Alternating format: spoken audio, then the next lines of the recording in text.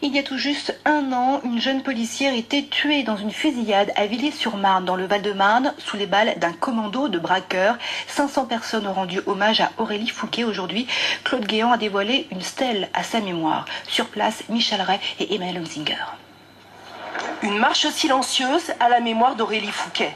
Aujourd'hui, plusieurs centaines de personnes sont venues à Villiers-sur-Marne pour rendre hommage à la jeune policière municipale tuée il y a un an dans une fusillade.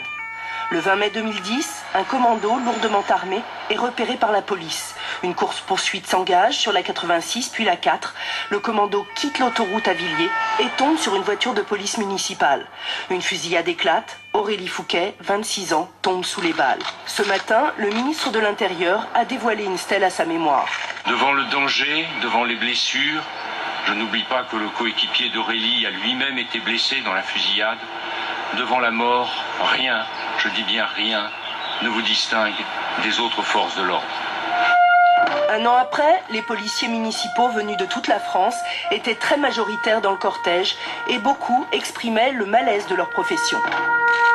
On n'est peut-être pas soutenu comme on le souhaiterait, notamment par l'État.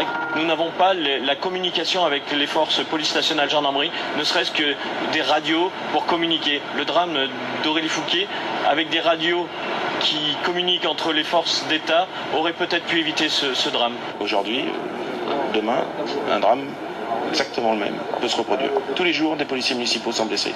Tous les jours, des policiers municipaux grièvement. Malheureusement, tous les jours, des policiers municipaux sont pris à partie, sont caillassés.